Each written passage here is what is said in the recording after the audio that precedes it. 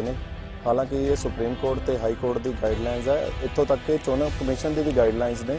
जे थोड़े उन्होंने सानू सवेर तो ये बारे 3:30 बजे आके उन्होंने 2-3 बारी अपने दफ्तर च उठ के चले गए। वो 2 दिन स्क्रूटनी दे रखे आ, जिहड़ा पेपर असी भरिया जां किसी ते ये इलैक्शन का टाइम है।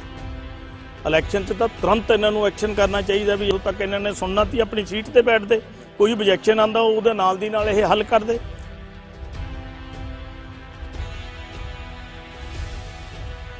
पंजाब विच नगर कौंसल चोणां नूं लै के नामजदगी पत्तर दाखिल होने तो बाद हुण इतराज भी लगने शुरू हो गए ने, जिस दे तहत नाभा विखे श्रोमणी अकाली दल दे वार्ड नंबर 16 दे उम्मीदवार खुशहाल कुमार बबलू खोरा दे वल्लों कांग्रेस पार्टी दी उम्मीदवार सुनीता राणी दे खिलाफ आरोप लगाए गए ने कि उन्हां दे पहला ही 2 मामले दर्ज हन अते उस दी टिकट रद्द कीती जावे।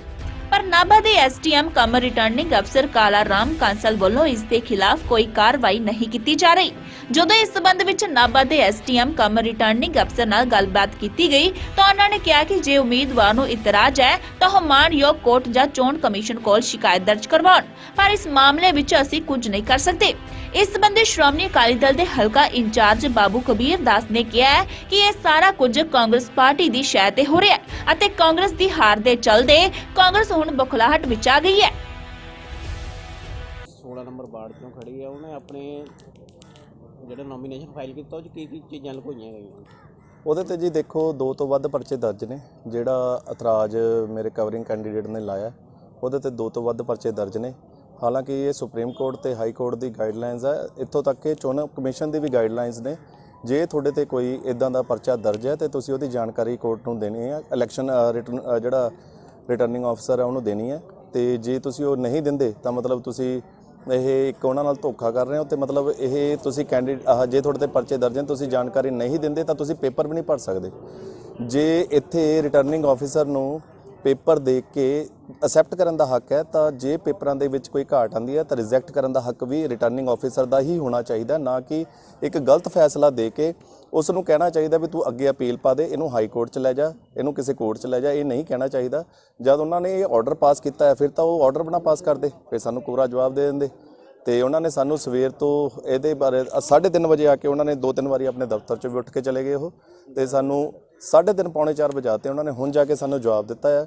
ਤੇ ਇਹਨੂੰ ਹੁਣ ਕਿੱਥੇ ਅਸੀਂ ਫਾਈਲ ਕਰੀਏ ਇਹਨੂੰ ਚੀਜ਼ ਨੂੰ ਜਾ ਕੇ ਵੀ ਮਤਲਬ ਇਹ ਸਰਾਸਰ ਧੱਕੇਸ਼ਾਹੀ ਹੋ ਰਹੀ ਹੈ ਵੀ ਜਿਹੜਾ ਕਿ ਇੱਦਾਂ ਦੇ ਗੁੰਡੇ ਅਨਸਰਾਂ ਨੂੰ, ਇੱਦਾਂ ਦੇ ਗੁੰਡੇ ਤੱਤਵਾਂ ਨੂੰ ਇੱਦਾਂ ਆਪਾਂ ਸਮਾਜ ਦੇ ਵਿੱਚ ਇਲੈਕਸ਼ਨ ਲੜਾਉਣ ਲਈ ਲੋਕਾਂ ਦੇ ਵਿੱਚ ਭੇਜ ਰਹੇ ਹਾਂ। ਕੱਲ੍ਹ ਨੂੰ ਕੀ ਰੋਲ ਪਲੇ ਕਰਨਗੇ ਸਮਾਜ ਦੇ ਵਿੱਚ। ਟਿਕਟਾਂ ਕਿਵੇਂ ਵੰਡ ਕੀਤੀ ਗਈ ਆ? ਟਿਕਟਾਂ ਦੇ ਵੀ ਆ ਜਿਵੇਂ ਗੁੰਡੇ ਅਨਸਰ ਨੇ ਜਿਨ੍ਹਾਂ ਦੇ ਕ੍ਰਿਮੀਨਲ ਕੇਸ ਨੇ ਉਹਨਾਂ ਨੂੰ ਦਿੱਤਾ ਗਿਆ। ਆਹ ਦੇਖ ਲਓ ਜੀ, ਜਿਹੜਾ ਅਸੀਂ ਤੁਹਾਨੂੰ ਦਿਖਾ ਰਹੇ ਹਾਂ ਇਹ ਪੇਪਰ ਹੈ।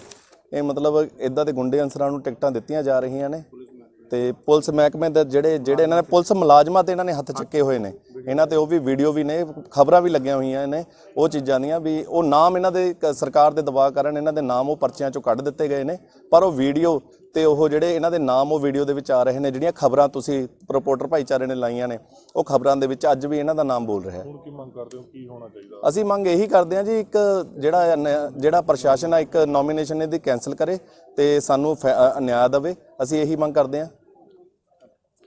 ਕੀ ਕਾਰਨ ਬਣੇ ਸਾਨੂੰ ਜਿਹੜਾ ਇੱਥੇ ਐਸਡੀਐਮ ਦਫ਼ਤਰ ਆ ਕੇ ਜਿਹੜਾ ਦੇਖੋ ਕੱਲ ਤੱਕ ਨੋਮੀਨੇਸ਼ਨ ਸੀਗੀ, 2 ਦਿਨ ਸਕਰੂਟਨੀ ਦੇ ਰੱਖੇ ਆ। ਜਿਹੜਾ ਪੇਪਰ ਅਸੀਂ ਭਰਿਆ ਜਾਂ ਕਿਸੇ ਨੇ ਵੀ ਭਰਿਆ, ਸਾਡੇ ਜਿਹੜਾ ਓਬਜੈਕਸ਼ਨ ਦੱਸਣਾ ਸਾਡਾ ਨੈਤਿਕ ਅਧਿਕਾਰ ਹੈ।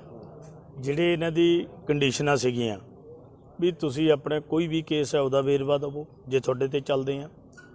ਜੋ ਪੇਪਰ 'ਚ ਐਜ਼ ਪਰ ਗਾਈਡਲਾਈਨ ਇਹਨਾਂ ਨੇ ਭਰਾਏ ਹੈ ਉਹ ਅਸੀਂ ਦਿੱਤੇ ਹੈ। ਔਰ ਜੇ ਕੋਈ ਸਾਡੇ ਅਗੇਂਸਟ ਦੂਜੀ ਪਾਰਟੀ ਕਾਂਗਰਸ ਪਾਰਟੀ ਨੇ ਜਿਹੜੇ ਪੇਪਰ ਬਣੇ ਆ ਉਹਨਾਂ ਨੇ ਆਪਣਾ ਵੇਰਵਾ ਦਿੱਤਾ ਨਹੀਂ ਔਰ ਉਹਨਾਂ ਤੇ ਜਿਹੜੀ ਕਿੱਥੇ ਆ ਕਾਪੀ ਜੀ ਉਹ ਔਰ ਜਿਹੜੀ ਸਾਡੇ ਕੋਲੇ ਉਹਦੇ FIR ਦੀ ਕਾਪੀ ਹੈ, ਉਹਦੇ ਨੰਬਰ ਹੈ ਬਾਕਾਇਦਾ ਜਿਹੜੇ ਉਹਨਾਂ ਤੇ ਕੇਸ ਚੱਲ ਰਹੇ ਨੇ। ਠੀਕ ਹੈ ਨਾ ਜੀ, FI ਨੰਬਰ ਆ ਲਿਖਿਆ ਹੋਇਆ, ਠੀਕ ਹੈ ਨਾ ਜੀ। ਉਹ ਅਸੀਂ ਇਹਨਾਂ ਨੂੰ ਦੇਤੀ 11 ਵਜੇ ਦੇ ਅਸੀਂ ਆਬਜੈਕਸ਼ਨ ਲੈ ਕੇ ਖੜੇ ਹਾਂ ਵੀ ਤੁਸੀਂ ਸਾਡਾ ਆਬਜੈਕਸ਼ਨ ਤਾਂ ਲਓ। ਜਿਹੜੇ ਤੁਹਾਡੇ ਮਤਲਬ ਫਾਰਮ ਨੇ ਇਸ ਆਧਾਰ 'ਤੇ ਹੀ ਕੈਂਸਲ ਹੁੰਦੇ ਨੇ, ਪਰ ਇਹਨਾਂ ਨੇ ਹੁਣ ਟਾਈਮ ਤੁਹਾਡੇ ਸਾਹਮਣੇ 3:30 ਹੋ ਗਏ ਇਹਨਾਂ ਨੇ 2:30 ਵਜੇ ਤੱਕ ਸਾਡੇ ਤੋਂ ਪੇਪਰ ਨਹੀਂ ਲਏ। ਆ ਜਦੋਂ ਅਸੀਂ ਮੀਡੀਆ ਨੂੰ ਬੁਲਾਇਆ ਜਾਂ ਇੱਥੇ ਨਾਅਰੇਬਾਜ਼ੀ ਕੀਤੀ ਫਿਰ ਤਾਂ ਇਹਨਾਂ ਨੇ ਰਿਸੀਟ ਕੀਤਾ ਤੇ ਉਸ ਤੋਂ ਮਗਰੋਂ ਇਹਨਾਂ ਨੇ ਕਹਿਤਾ ਤੁਸੀਂ ਕੋਰਟ 'ਚ ਚੱਲ ਜਾਓ। ਜੇ ਐਸਡੀਐਮ ਦੀ ਕੋਰਟ ਦੇ ਵਿੱਚ ਨਹੀਂ ਫੈਸਲਾ ਹੁੰਦਾ ਤੇ ਇਹ ਇਲੈਕਸ਼ਨ ਦਾ ਟਾਈਮ ਹੈ, ਇਲੈਕਸ਼ਨ 'ਚ ਤਾਂ ਤੁਰੰਤ ਇਹਨਾਂ ਨੂੰ ਐਕਸ਼ਨ ਕਰਨਾ ਚਾਹੀਦਾ ਵੀ ਐਜ਼ ਪਰ ਗਾਈਡਲਾਈਨ ਜੇ ਇਸ ਨੇ ਆਪਣਾ ਵੇਰਵਾ ਕੋਈ ਵੀ ਦੱਸਿਆ ਨਹੀਂ ਜਾਂ ਕਟਿੰਗ ਹੋ ਗਈ ਜਾਂ ਕੁਝ ਹੋ ਗਿਆ, ਇਹ ਜੇ ਆਪੋਜੀਸ਼ਨ ਨਾਲ ਹੋਣੇ ਇਹਨਾਂ ਨੇ ਰੱਦ ਕਰਕੇ ਪੇਪਰ ਉੱਧਰ ਪਾਤੇ ਤੇ ਸਾਡੇ ਜਿਹੜੇ ਪੇਪਰ ਹੈਗੇ ਆ ਇਹਨਾਂ ਨੇ ਕਈ ਰੱਦ ਕਰ ਰਹੇ ਆ, ਥ੍ਰੈਟ ਕਰ ਰਹੇ ਆ। ਪੁਲਿਸ ਡਿਪਾਰਟਮੈਂਟ ਬੁਲਾ ਕੇ ਸਾਡੇ ਕੈਂਡੀਡੇਟਾਂ ਨੂੰ ਪੁੱਛ ਰਿਹਾ, ਇਹਨਾਂ ਦੇ ਵਾਰਡਾਂ 'ਚ ਜਾ ਕੇ ਇਹਨਾਂ ਨੂੰ ਦਬਕੇ ਮਾਰ ਰਹੇ ਨੇ। ਸੋ ਇਹ ਬਹੁਤ ਮੈਂ ਸਮਝਦਾ ਨਿੰਦਣਯੋਗ ਘਟਨਾ। ਕਾਂਗਰਸ ਜਿਹੜੀ ਸਰਕਾਰ ਹੈ ਬੁਖਲਾਹਟ 'ਚ ਆਈ ਵੀ ਹੈ, ਕੋਈ ਬੰਦਾ ਇਹਨਾਂ ਦਾ ਜਿੱਤਣਾ ਨਹੀਂ ਹੈ।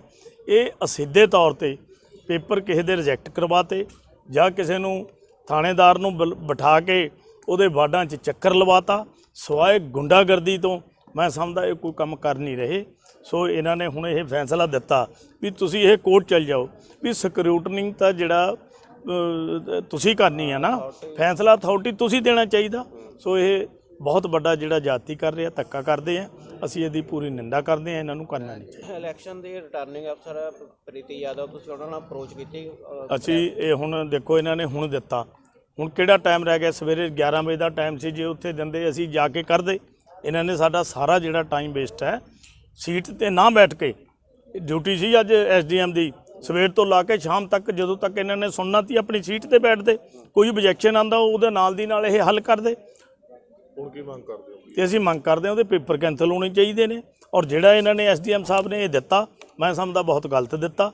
ਇਹ ਜਿਹੜਾ ਫੈਸਲਾ ਇਹਨੂੰ ਜਦੋਂ 11 ਵਜੇ ਅਸੀਂ ਦੇ ਰਹੇ ਸੀ, ਸਾਨੂੰ 11:30 ਵਜੇ ਦਿੰਦਾ ਤਾਂ ਕਿ ਚੋਣ ਕਮਿਸ਼ਨ ਨੂੰ ਚੰਡੀਗੜ੍ਹ ਜਾ ਕੇ ਉੱਚ ਅਧਿਕਾਰੀਆਂ ਨੂੰ ਇਹ ਕੰਪਲੇਂਟ। ਲੱਗਦਾ ਵੀ ਇਹ ਕਿਤੇ ਨਾ ਕਿਤੇ ਕੈਬਨਿਟ ਮੰਤਰੀ ਸ਼ਹਿਰ ਤੇ ਹੋ ਰਿਹਾ ਸਾਰਾ। ਦੇਖੋ ਜੀ, ਇਹ ਤਾਂ ਕਾਂਗਰਸ ਦੇ ਜਿਹੜੇ ਕੈਬਨਿਟ ਮੰਤਰੀ ਹੈਗੇ ਨੇ ਸਾਰੇ, ਅੱਜ ਜਲਾਲਾਬਾਦ ਸਾਡੇ ਕੀ ਹੋਇਆ, ਸਾਡੇ ਪੇਪਰ ਨਹੀਂ ਭਰਦੇ, ਬਖਲਾਹਟ 'ਚ ਆਏ ਵੇ ਨੇ, ਸਾਰੀ ਥਾਂ ਇਹ ਬਖਲਾਹਟ 'ਚ ਆਏ ਨੇ।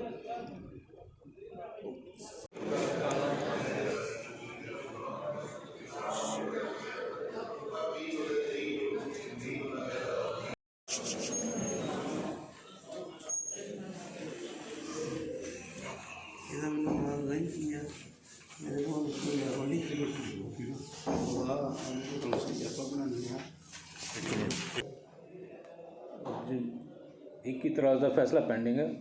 ਇੱਕ ਇਤਰਾਜ਼ ਲਗਾਇਆ ਗਿਆ ਸੀ, ਉਦੋਂ ਅਸੀਂ ਆਰਡਰ ਪਾਸ ਕਰਤਾ। ਉਹ ਕੰਪਲੇਨੈਂਟ ਉਸ ਚੀਜ਼ ਨੂੰ ਇਲੈਕਸ਼ਨ ਕਮਿਸ਼ਨ ਜਾਂ ਮਾਨਯੋਗ ਹਾਈ ਕੋਰਟ ਵਿਖੇ ਚੈਲੰਜ ਕਰ ਸਕਦਾ। ਉਹਨਾਂ ਨੇ ਕੀ ਇਤਰਾਜ਼ ਲਗਾਇਆ ਸੀ? ਉਹ 'ਚ ਝੂਠਾ ਐਲਾਨਨਾਮਾ ਦੇਣ ਦਾ ਇਤਰਾਜ਼ ਲਗਾਇਆ ਸੀਗਾ।